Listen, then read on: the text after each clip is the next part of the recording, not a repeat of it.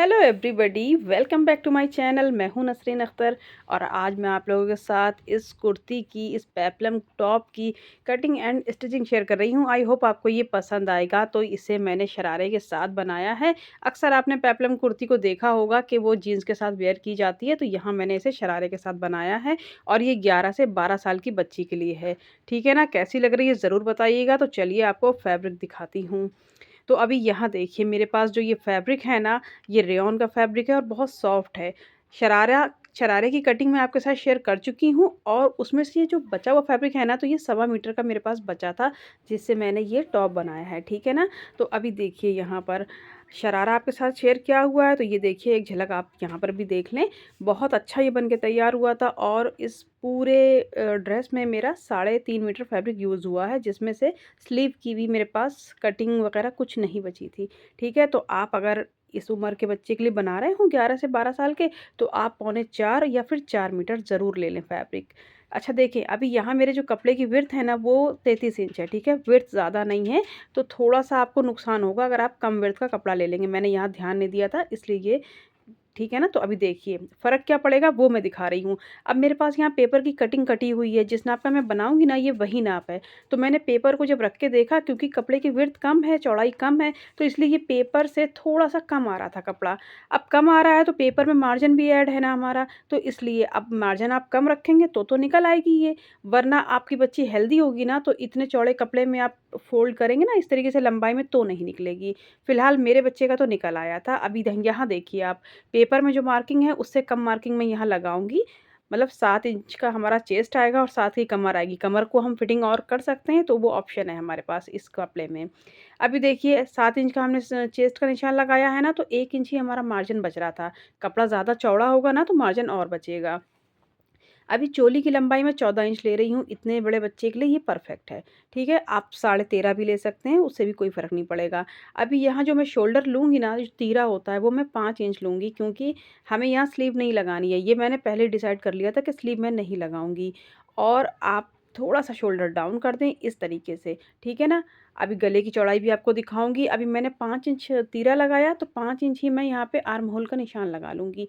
बिल्कुल आप बराबर से नाप लें, ऊपर और नीचे 5-5 इंच, और फिर इस तरीके से लाइन खींचेंगे और आर्म होल का शेप दे देंगे। ठीक है ना? कोई कंधे नहीं उतरेंगे जब आप इस तरीके से रखेंगे। वैसे मैं जब स्लीव लगाती हूँ ना, तो मैं 5.5 इंच लेती हूँ इसका तीरा। अब देखिए 7 इंच हमने चेस्ट का निशान लगाया, 7 इंच हमने कमर का लगाया है। ठीक है? आप इसे कम करना चाहेंगे ना, तो फिटिंग और दे देंगे, लेकिन अभी हम इतना मार्जिन लेके चलेंगे इसमें। बिल्कुल सीधी लाइन लगा दी है, साइडों से हम बिल्कुल भी कपड़ा कट नहीं करेंगे, क्योंकि कपड़ा हमारे पास कम है। अभी यहाँ देखिए लास्ट में मैंने जो 1 इंच का निशान लगाया है ना, तो इसे हम यहाँ पे गोलाई देंगे इस तरीके से। जब हम गोलाई देते हैं ना, तो बिल्कुल भी हमारी कमर के पास लटकन सी नहीं आती, जैसे कपड़ा लटक रहा हो, वो नहीं आएगा। अब देखिए मैंने गले का जो निशान लगा के आपको दिखाया है ना, तो वो 2.5 इंच पे है, और अभी मैं आगे भी आपको दिखाऊँगी।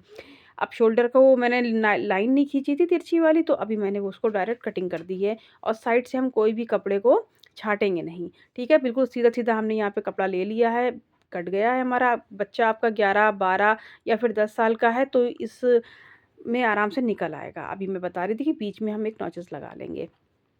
अब देखिए 1.25 मीटर में से हमने वो चोली निकाल ली, तो लगभग हमारे पास 1 मीटर से भी थोड़ा-सा कम फैब्रिक बचा हुआ है यहाँ पर। अब अगर आप स्लीव लगाना चाहते हैं, तो इसी की लंबाई में से ही आप कपड़े को कट करके निकाल लेंगे स्लीव के लिए।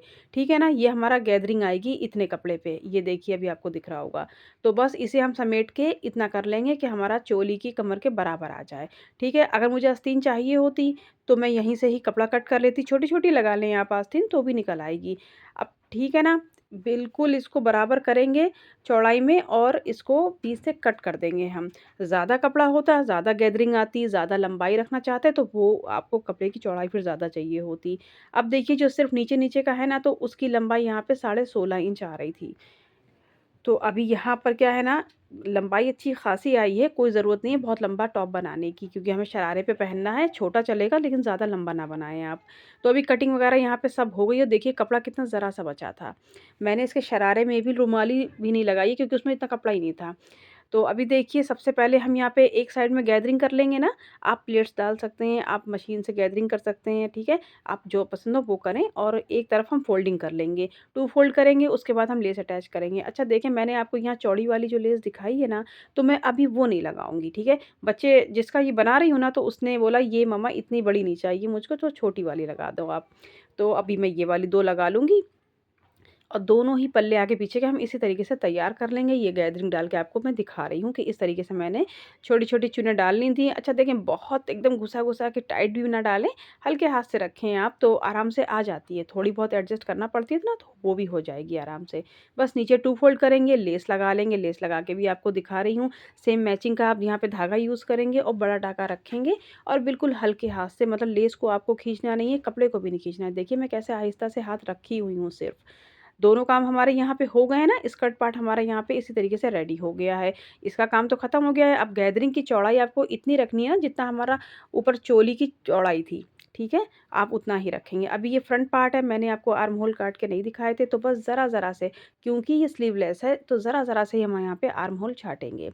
अब यहाँ पे नेक को भी मैं आपको दिखा रही हूँ। मैं यहाँ पे पहले मैंने सोचा था कि मैं अंगरखा का वो दूँगी पैटर्न, ठीक है ना? एक ही तरफ से डिज़ाइन बनाऊँगी, लेकिन जो भी चेंजेज़ किए हैं वो सब आपके साथ शेयर कर रही हूँ। यहाँ मैंने सेंटर ले लिया है और अभी हमें लेस अटैच करनी है। तो लेस अटैच करने से पहले लेस को किस तरीके से रेडी करना है वो भी आपको दिखाऊँगी। अब देखिए ये मैं इसका नेक को यहीं पे कटिंग कर लूँगी, कोई पेपर पेस्टिंग पे मैंने इसे नहीं बनाया है, तिरछी पट्टी लगाते हुए मैंने इसे तैयार किया है। इसकी जो लंबाई मैंने रखी है वो सीधा तिरछे में निशान लगाया है ना तो 6 इंच रखी है। आप शायद ये सोचें कि बच्चा है ज़्यादा बड़ा गला हो गया होगा। 5.5 तैयार आया था, कोई बड़ा गला नहीं बन के तैयार हुआ जैसा कि आप फ़ोटो में देखेंगे ना तो बिल्कुल ठीक है। मैंने यहाँ पे इसे थोड़ा-सा कर्व शेप दिया है, एकदम वी नहीं रखा है। ठीक है? अंगरखा पैटर्न में एकदम वी वैसे भी नहीं बनता है। तो पहले मैंने सोचा था रखा फिर बाद में मैंने चेंज करके इसकी डिज़ाइन थोड़ी-सी अलग कर दी थी। अब देखिए जो गले के पीछे की जो लंबाई है वो मैंने यहाँ पे 3 इंच रखी है, चौड़ाई वही हमारी 2.5 इंच की है आगे-पीछे की। इसको भी हम कटिंग कर लेंगे यहीं पर और तिरछी पट्टी लगाते हुए इसको भी तैयार कर लेंगे। ठीक है, अब यहाँ देखिए कपड़ा तो बिल्कुल मेरे पास बचा नहीं था मैचिंग का तो मैंने यहाँ 2 फैब्रिक लिए थे लेकिन ये नीला वाला ज़्यादा मेरे इसमें जा रहा था, तो मैंने मैरून वाला नहीं लगाया है, नीले वाले को ही मैंने इस तरीके से अच्छा ये साटन की पट्टी मेरे पास रखी हुई थी, कॉटन की कोई थी नहीं तो मैंने साटन की पट्टी ही इसमें लगाई थी। अभी देखिए दोनों नेक मैंने यहाँ इस तरीके से तैयार कर लिए हैं, तुरपाई भी कर ली है पीछे, आप तुरपाई कर लें, ज़्यादा सिलाई साटन में ज़रा दिक्कत होती है सिलाई वगैरह करने में, ठीक है? तो बस जैसा आपका हाथ सेट हो, जैसा बैठे आप वैसा करें। अब देखिए मैं यहाँ पे ये वाली डिज़ाइन बना रही थी कि मैं एक तरफ से लाऊँगी और यहाँ साइड से ले जाऊँगी। लेकिन जब मैंने लगाई ना तो वो अच्छी नहीं लग रही थी। अब देखिए मैं आपको बता रही थी ना कि मैं आपको लेस रेडी करना बताऊँगी। जब कहीं हम कर्व शेप देते हैं ना तो आप इस तरीके से लेस तैयार करेंगे। एक फिंगर को पीछे लगाएँगे और बड़े टाँके से पूरी लेस को स्टिच कर लेंगे। अब आप चाहें जैसी भी लेस घुमाएँगे ना तो कहीं भी ये अटकेगी नहीं, बहुत आराम से ये जाएगी। अब देखिए मैं पहले एक साइड में लगा रही हूँ और यहीं पर ही लगा के रोक लूँगी, यहाँ से ही मैं इसको कट कर लूँगी। पहले से ही मुझे मतलब यहाँ पे मुझे कट नहीं करनी चाहिए थी क्योंकि मैंने अंगरखा सोचा था ना, तो जब अंगरखा बना लिया तो कुछ अच्छा नहीं लग रहा था। तो अब यहाँ देखिए आप बिल्कुल हल्के हाथ से रफ़ली आप यहाँ पे निशान लगा लें। पहले लेस लगाने से पहले इस तरीके से कि हमारी मतलब जो लेस लगेगी ना तो वो टेढ़ी-मेढ़ी ना हो। तो बस मैं भी यहाँ पे वही करके देख रही थी कि किस तरीके से ये आएगी, तो जैसे ही सेट बैठे ना तो आप चाहें तो निशान लगा लें। मैंने जो निशान लगाया था वो नीचे जो डिज़ाइन आएगी ना उस पे आ रहा था। तो जैसा सेट बैठ रहा था मैंने कर लिया है, सब आपको दिखा रही हूँ कि यहाँ हमारी लेस इस तरीके से लग के आएगी। ये देखिए। ठीक है ना? और लेस को बिल्कुल खींचना नहीं है क्योंकि हमने पहले ही इसके ऊपर सिलाई लगा रखी है ना, तो ये आराम से लगेगी। अब देखिए वो डिज़ाइन मुझे अच्छी नहीं लगी तो मैंने यहाँ पे एक टुकड़ा और कट कर लिया था और इस लेस के अंदर करते हुए मतलब कोई जॉइंट हमारा दिख नहीं रहा है कहीं भी, फिर मैंने इसे इस तरीके से एक और स्टिच कर लिया था। तो वो आपकी मर्ज़ी आप जैसा चाहें वैसा बना लें। अब यहाँ देखिए मैंने शोल्डर भी जॉइंट कर लिए हैं। अब आर्म होल को भी हमें फिनिशिंग देनी है ना, तो वैसे ही मैंने वही पट्टी ले ली थी साटन की, बीच से फ़ोल्ड करी और साइडें भी फ़ोल्ड कर ली हैं। करीब 1.5 इंच की चौड़ी पट्टी मैंने यहाँ पे कट करी है और जैसा नेक तैयार करते हैं ना वैसे ही हम इसको भी तैयार करेंगे, अंदर को मोड़ देंगे। फिर हम इसके ऊपर एक लेस भी अटैच करेंगे। अभी देखिए मैं आपको बता भी रही हूँ। जब आप पट्टी को पहले ही मोड़ के तैयार कर लेते हैं ना प्रेस करके तो बहुत आसानी से ये लग जाती है, हमें पता चलता है कि हमारा मार्जिन कितना है। अब देखिए मैंने यहाँ पे डबल स्टिच नहीं करी है, मैं यहाँ तुरपाई कर रही हूँ क्योंकि हमें बिल्कुल फिनिशिंग से ये ड्रेस बनानी है तो मैंने यहाँ हाथों पे तुरपाई करी है कि अच्छे से झोल वगैरह कुछ भी नहीं आए। और गले को भी हम यहाँ पे फिनिशिंग दे देंगे तुरपाई से, ठीक है? एक पतली सी लेस लगा देंगे यहाँ पर।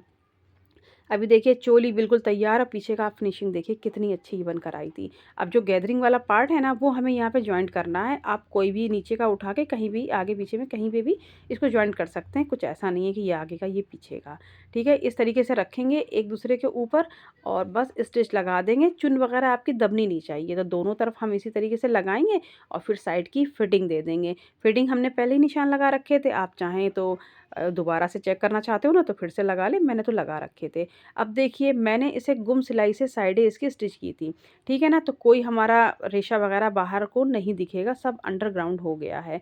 अब इसकी साइड की फिटिंग मैंने दे दी है, बनके लगभग ये तैयार है। देखिए कितनी अच्छी लग रही है, बस मैं इस पे प्रेस करूँगी। रेडी लेंथ इसकी 24 इंच आई थी और हमने जितनी कटिंग की है ना, तो सब मार्जिन वगैरह उसी में ऐड था हमारा।